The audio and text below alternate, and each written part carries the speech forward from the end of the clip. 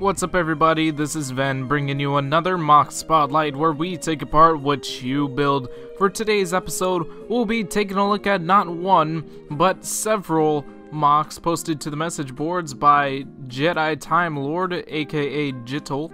He's made his own line of BrickHeadz based on the Star Wars franchise. And with that said, this is going to be a fairly different episode. We're just going to jump right into things because we have a whole bunch of these guys to look at. So this will play out as way more of a showcase than anything. And really quickly, just for those of you who may not be all too familiar with what BrickHeadz are, it's a fairly new line of collectible figures put out by LEGO, akin to Funko Pops in that they are like chipified versions of characters from various franchises. Except unlike Funko Pops, you can actually build these. And they all generally follow the same building style and structure, so what Jitil has done is recreate Star Wars characters in the same format. Characters such as General Grievous and Darth Maul, which already look to be very successful translations of the characters into the style. Captures a lot of the unique characteristics they have, like Maul's red and black pattern face, Grievous's head shape, complex looking torso and cape,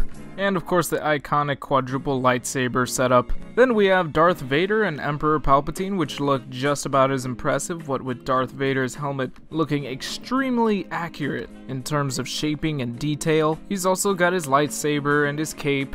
Meanwhile, Palpatine has his hood, his wrinkly face with mean slanted eyes, and his itty-bitty gray hands sparking out some force lightning. We even got Lando and Nub from Return of the Jedi. All they're missing is a chipified Millennium Falcon and they would be all set. Once again, they demonstrate a good attention to detail. I probably would have pulled off Lando's mustache a little bit differently, because it looks to me as if he has two mouths like side by side and they're both biting on something, or like there's something coming out of both of his mouths. It looks like a set of lips, you know, and it's really uncanny valley stuff. I don't know if any of you guys may see it, but that's what I see, and it's kind of weird to me. Moving on, we also got Skirata, Chewbacca, and Plo Koon, which I would say are all looking pretty well done. Cool idea to use those rigid pieces to make Chewbacca look kind of furry. And man, Plo Koon's face looks on point. That is definitely one of the best BrickHeadz here in terms of detail. Next up, we got R2 and Yoda! BrickHeadz we are! Once again, these characters looking pretty on point in terms of detail. I'm really digging Yoda's extremely large ears. And it is a little bit jarring to see R2 not as round as he usually is. But I suppose that is the style, what with everything looking so cubic. Now hold on just a second folks, we're not nearly halfway done. We still got a lot more characters to go through. I mean, Jitil's been working hard. Look at this. Look at all these. We got Clone Troopers, C-3PO, Ventress, Baba Joe, Chirrut, and even a battle droid. And this really impressed me, just to see all these different characters and different designs side by side, because I realized even though they're all supposed to be BrickHeadz, they are all so much different from one another. Like, this is where Jitil takes a lot of liberties changing up the format of the BrickHeadz build. The Clone Trooper helmet design was completely original. Ventress and Baba Joe both have a lot of unique characteristics and detail. Chirrut's outfit was really well captured.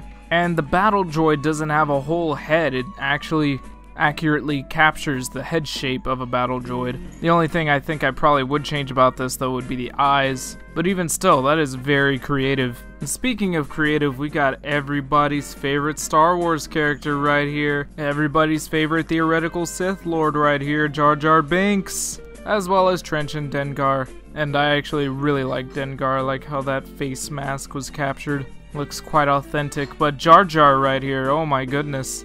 He looks freaking spooky. He's even got toes. What the heck? Next up, Mothma, Princess Leia, a Scout Trooper, and BB-8. Also not looking as spherical or round as he should be, much like R2-D2, but hey, it works. He's very recognizable. He's got all the right details. The Scout Trooper helmet looks fantastic. I can't imagine that being done any better, quite frankly, and I feel very similarly about Princess Leia's hair.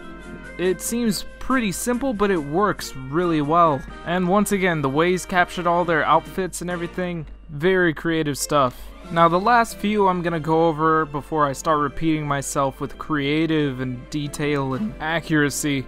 it's too late for that really, but last 4 characters I'll go over right here. Krennic, Thrawn, Hux, and Kylo Ren. Highlights for me here would be Hux's headwear and Kylo Ren's hair. That's probably my favorite part about the real BrickHeadz sets. Just the way that they actually build the hair out of this complex assortment of parts, like with the Joker BrickHead and Black Widow. I feel like there was very similar engineering put into Kylo Ren's hair.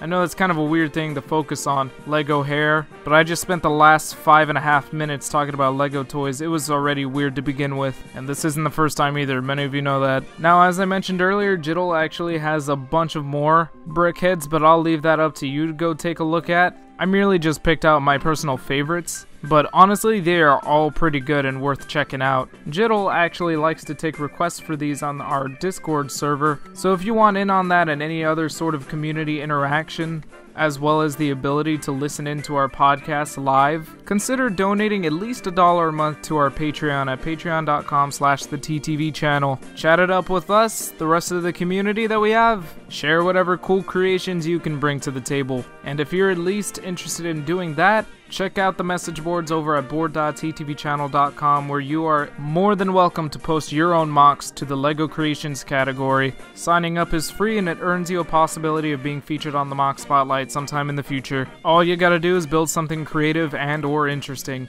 So I hope to see you then, and if not, I thank you all for watching, and I'll see you all next time.